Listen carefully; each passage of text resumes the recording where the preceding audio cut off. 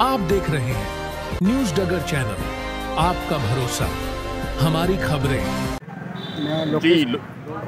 मैं लोकेश खनेरवाल, वन्यजीव एवं पर्यावरण प्रेमी हूँ अलवर से। निश्चित रूप से राजस्थान में इस समय हरियालो राजस्थान करके सरकार एक प्रोग्राम कर रही है जिसमें करोड़ों पेड़ लगाने का उनका लक्ष्य है। निश्चित रूप से पेड़ लगने चाहिए, वो ज़रूरत है, सबकी आवश्यकता है।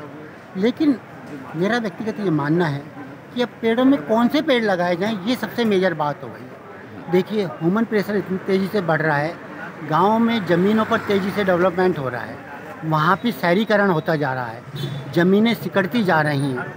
ऐसे में भविष्य में अन्न संकट आने की पूरी संभावना है।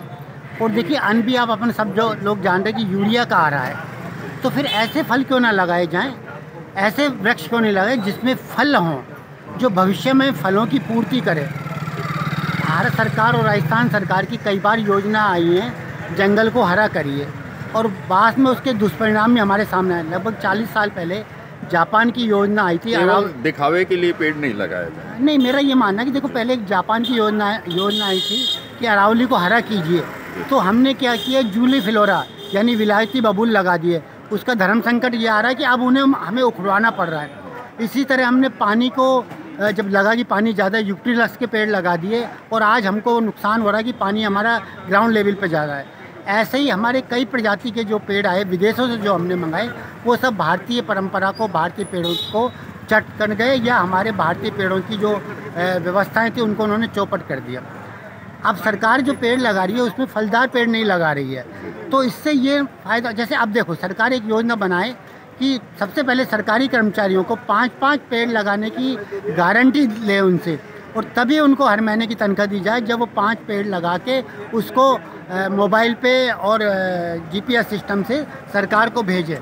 पहले सरकार खुद पेड़ सरकारी कर्मचारियों से लगाए, तब आशा करे कि अब सरकार में क्या होता है, पेड़ लगा देंगे, करोड़ों रुपए खर्च कर देंगे, पर भौतिक जब सत्यापन होता है तो वो या तो जीरो होता है या फिर बहुत बड़े घोटाले के रूप में काम हो जाता है। तो सबसे पहले सरकार को अपने उद्यान विभाग को, वन विभाग को उद्यान विभाग लेना चाहिए, फलदार पेड़ लगाए, जैसा माहौल हो, कटहल लगाए, आम लगाए, चीकू लगाए, अमरूद लगाए, संतरा लगाए, मौसमी लगाए, जो भी फल लगाए। तो एक तो क्या, के जीवों को भी उससे वो मिलता है। बिल्कुल देखो, उससे फल से क्या होगा, छायादार तो होते ही सारे फलदार पेड़, जीव जंतुओं को भी। दूसरा क्या होता है, उससे आत्म, जैसे मान लीजिए मैंने एक आम का पेड़ लगाया, तो जिस दिन बोर आएगी तब तक मेरा लगा, अरे आज ये बोर आया, ये फूल आया, ये अमरूद बना, ये केला बना, ये चीकू बना, उससे मेरी आत्मीयता लगा। आपने कुछ लगा दिए, धोप के पेड़ लगा दिए, ये लगा दिए, झाड़ी लगा दी, उससे आत्मीयता नहीं जुड़ती। और भविष्य में ये मान लीजिए कि ज़मीनों पे भी संकट आएगा, आप खेती करने वाले लोग धीरे धीरे कम हो जाएंगे, यूरिया का क्या होगा। अब तो अलवर में तो ऐसा बुरा हाल हो गया कि सरसों तक नकली बना दिया आप लोगों ने, तो ऐसे चावल नकली बन रहे।